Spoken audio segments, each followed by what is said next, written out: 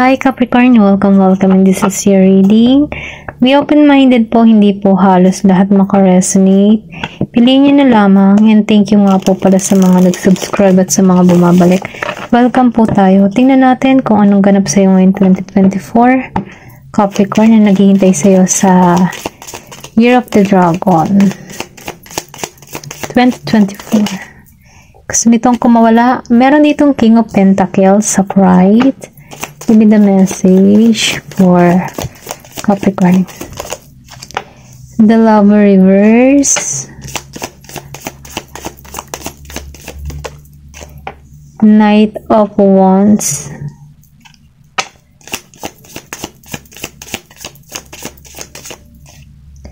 Queen of Wands.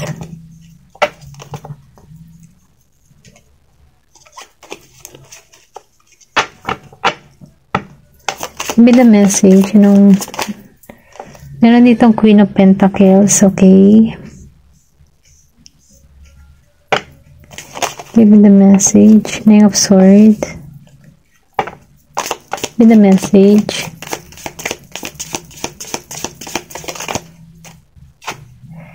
The Emperor. Lumabas ang Emperor.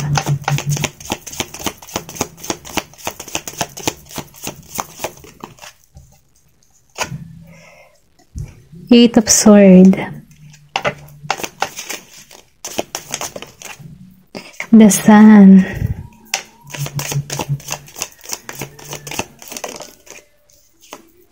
And King of Wands, okay?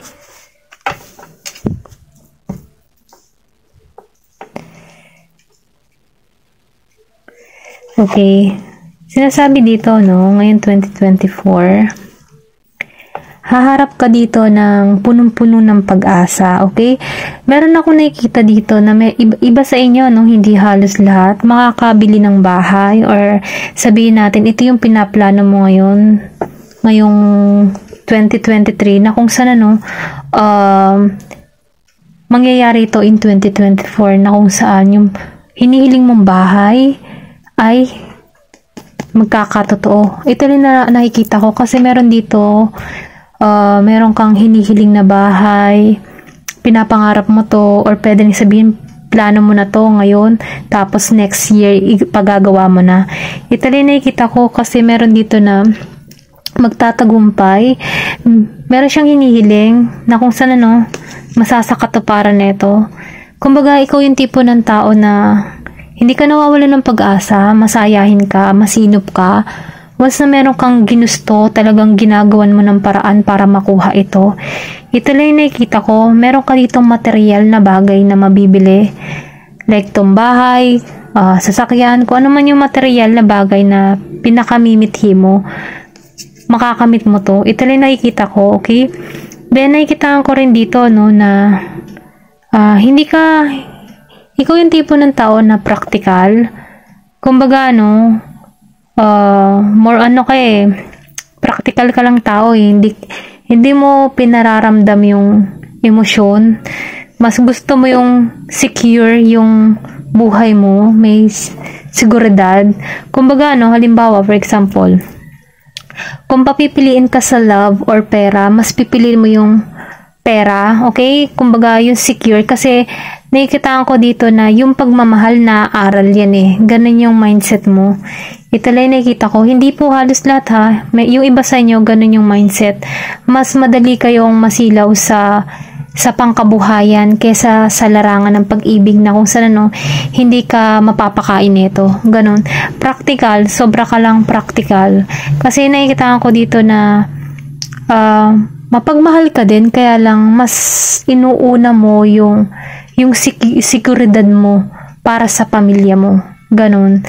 Hanggang sa ma-develop yung nararamdaman. Kung ganun lang yung energy mo dito, okay? Kasi nakikita ko dito na more materialistic ka, mas gusto mo yung may seguridad. Ganun. Wag sana ma-offend yung iba ha. Ito na yung nakikita ko, pero hindi naman halos lahat. Kung hindi ka ganito, hindi ko yung tinutumbo ko, okay? Meron dito na the Lover reverse, kasi pinapayag dito sa The Lover Reverse na hindi ka hindi mo pinaiiral yung damdamin, mas pinaiiral mo dito yung utak, yung isip mo ba, yung, syempre, alam naman natin na, once na, ikaw kasi yung tipo ng tao na, pag ikaw ay binibigyan, gagawin mo yung paraan, para, kumbaga, no, sinusuklian mo lang yung ibibigay sa'yo ng tao, ganon. Ganon yung energy mo dito. Bagamat mahal mo, at pinakitaan ka ng mahal at kaya kang suklian ng pagmamahal, ginagawa mo yung tungkulin mo bilang isang kapareha. Ganun ka. Pero dahil lumabas ang the lovers, reverse, maybe meron ka ditong pangyayari or na kung saan hindi ka na masyado, hindi mo pinaiiral yung damdamin. Mas pinaiiral mo dito yung isipan mo. Okay? Kasi ganun ka practical ka Ito lang yung nakikita ko. Then dito, nakikita ko dito na gusto mo magkaroon ng transformation o pagbabago. Maybe yung iba sa inyo single, walang love life. Na kung saan nafe-feel ko dito na hinihiling mo na may pagbabagong maganap sa larangan ng pag-ibig or love life, para sa'yo. Ito lang nakikita ko. Pero ganun pa man, nakikita ko dito na magtatagumpay ka. Okay, makukuha mo kung ano yung gusto mong makamit. Then dito sa Knight of Wands, nafe-feel ko sa inyo na meron ditong bagong manliligaw or bagong nakaka-interest sa'yo. Ito lang nakikita ko. Maybe pinanganak to ng Year of the Horse. Ito lang nakikita ko. Then itong tao nito, nagtitake to ng risk. Kumbaga, hindi to tawag dito, hindi siya nagpapatumpik-tumpik. Once na ginusto, talagang ibibigay nito, makuha ka lang. Ganun yung energy nito. Kasi itong tao nito, walang takot wala itong takot na sumugal.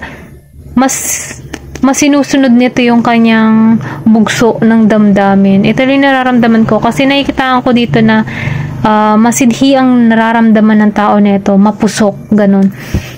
Pero ganun pa man ingat din, syempre, kilalanin mo kung sino yung papasok sa buhay mo, yung magpapakilala sa'yo, Ito lang nafe-feel ko, kailangan mo dito, gamitin mo din yung intuition mo, okay? Ito lang nakikita ko dito.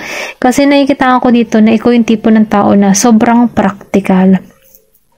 Then dito sa Queen of Wands and Queen of Pentacles, nafe-feel ko dito na para kang sunshine.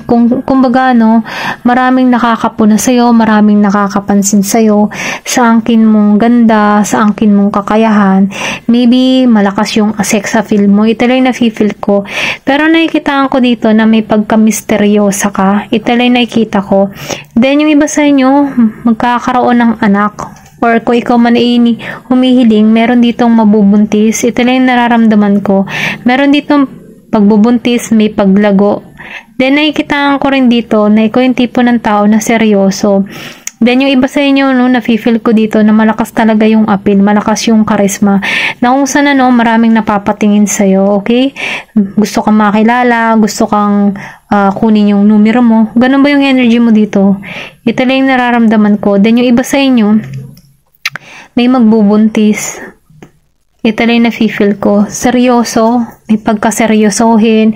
Hindi ka masyadong palangiti. Masyado kang seryoso. Ito lang nakikita ko. Then, mag-ingat kung ayaw mo pa magbuntis. Kasi meron ako nakikita dito magbubuntis. Ito lang nakikita ko. Then, dito sa Nine of Swords and the Emperor. Nafe-feel ko dito na yung iba sa inyo nasakta na ng sobra. Or sabihin natin na takot ka na magmahal, okay? Hindi halos lahat ito lang nakikita ko sa Nine of Swords. Kasi yung iba sa inyo, maybe nababagabag, hindi makatulog, ang daming isipin, na kung saan feeling niya maraming nakasubaybay sa kanya, maraming chismoso na chinichismis siya, mga ganun bang energy, na kung saan nararamdaman ko dito na maraming negatibong pumapasok sa kaisipan. Pero sinasabihan ka dito na kailangan mong tanggalan kasi ito pa lang yung naghihintay sa'yo sa 2024. May pagka-challenge pero ganun pa man, panatilihin palaging positibo at manalangin sa Diyos na kung saan bigyan ka ng kalinawan ng kaisipan, yung mga bawat hakbang na gagawin mo, ituro ka sa tamang path na kung saan hindi ka maligaw ng landas. Ito na na-feel ko kasi nakikitaan ko dito yung iba sa inyo makakaranas ng problema or sabihin natin na may stress sa sitwasyon pero ganun pa man sinasabihan ka dito na kailangan mo dito manalangin, manampalataya sa Diyos upang sa ganun may pagbabago or bigyan ka ng tapang at lakas ng loob upang hindi mangyari ito, kumbaga malampasan tong pagsubok na ito sa Nine of Swords. Okay, meron ditong The Emperor na feel ko yung iba sa inyo nafe-feel ko dito na meron ditong business or meron ka ditong itatayo, mga proyekto or sabihin natin na maraming proyekto ang parating sa'yo. Then nakikita ko rin dito kung isa ka mang boss or sabihin natin na CEO, Capricorn na nun, ito na nararamdaman ko. Meron ditong umaani ng tagumpay, may pag-ani ng tagumpay, ito yung naghihintay.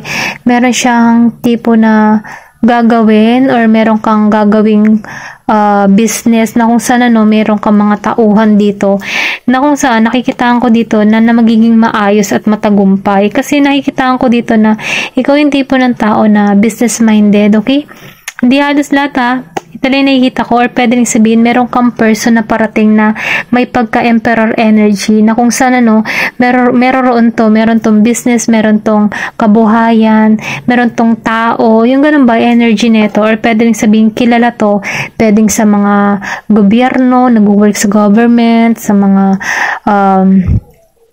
yung nakikita sa social media, yung mga ganun ba, nakikita ko dito na merong company or pwede rin sabihin na merong malaking business, mga ganon na kung saan meron siyang mga tauhan. Ito lang na-feel ko. Kung hindi ikaw to, pwedeng ito yung parating sa'yo. Okay? Ito lang nakikita ko sa The Emperor.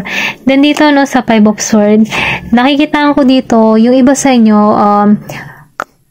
kung ikaw man ay nakaramdam ng broken-hearted ka or ano pa man na-feel ko ngayon 2024 ay maghihilom ka na ng lubusan.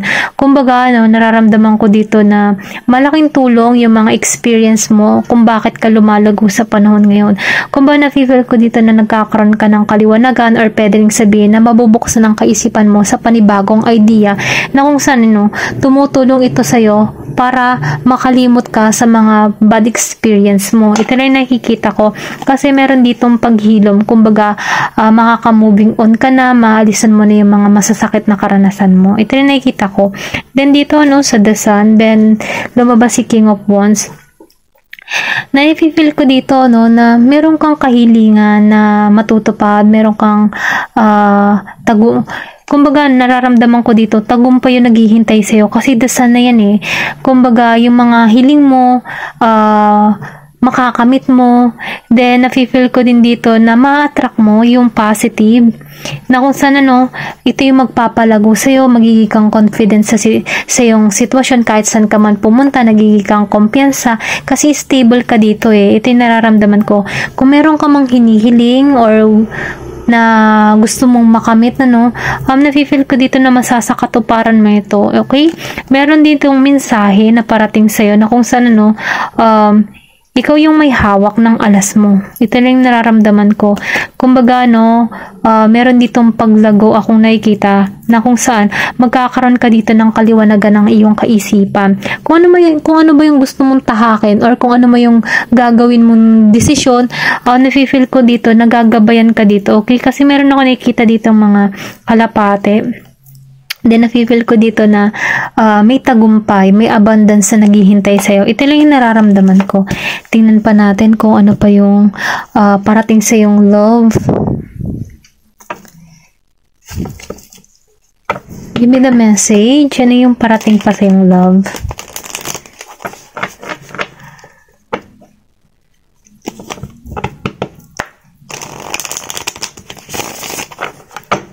Give me the message. Anong parating pa sa yung love?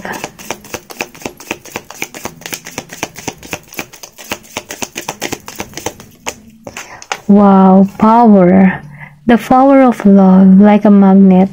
So, nafe-feel ko dito, no, na mamamagnet mo next year yung tamang tao or tamang person para sa'yo, na kung saan, mararamdaman mo dito yung passion, yung totoong pagmamahal, kasi nakalabas tong reverse.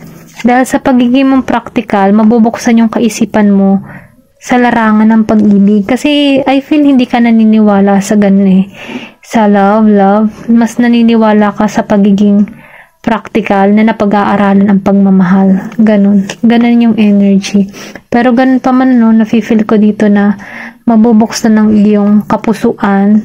Okay? Ma-attract mo yung tamang person para sa'yo. Give me more information. Meron dito na feelings. So, nakikita ko dito na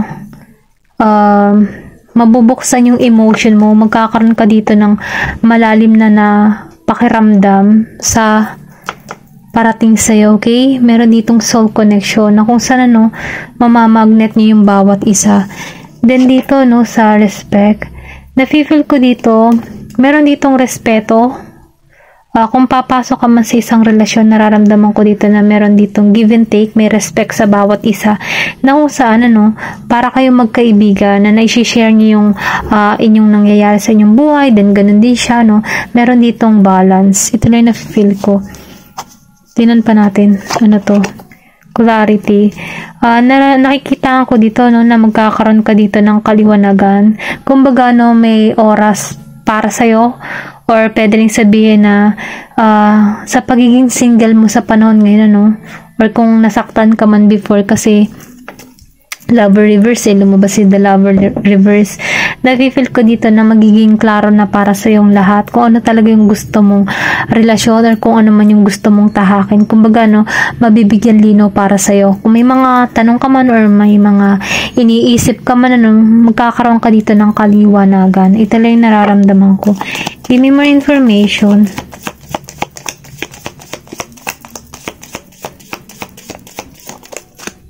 Meron ditong cherish. So, ibig sabihin may promise talaga. Meron ditong ikakasal. Ito lang yung nararamdaman ko. Next year, may ikakasal dito. Na kung saan magiging kang masaya sa relasyong ito. Give me more information.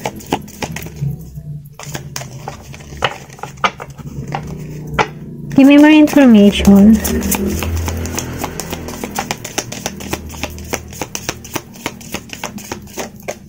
Okay, let go. Nafe-feel ko dito,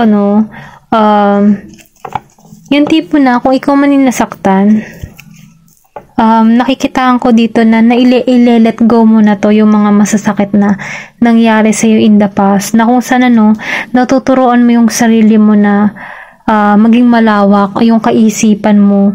Nagkakaroon ka dito ng kaliwanagan, okay, sa dasal. Then, nafe-feel ko dito na hindi ka na masyado magpapasakop sa yung nararamdaman. Kumbaga, nararamdaman ko dito na mas nagiging kang practical sa sitwasyon. Then, nakikitaan ko rin dito na si Divine yung gagawa or kikilos para sa yung love life, na kung saan may tamang oras, tamang timing para sa'yo. Ito lang yung nafe-feel ko. Nakikitaan ko din dito na matututunan mong i-let go na yung mga bagay-bagay na hindi mo na siya kaya panghawakan. Okay? Ito lang yung nakikita ko. Ayun lamang po, Thank you for watching, and love and peace. Thank you for watching Glow and Peace.